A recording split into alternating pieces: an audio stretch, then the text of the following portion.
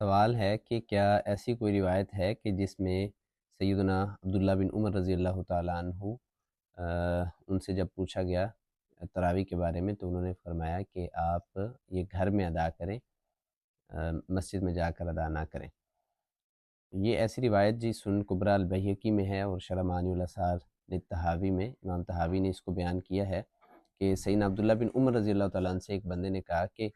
اصلی خلف الامام فی رمضان قال یعنی ابن عمر، کہ پوچھا کہ میں امام کے پیچھے رمضان میں نماز پڑھتا ہوں تو کیا یہ ٹھیک ہے، نماز تراویح ادا کرتا ہوں؟ تو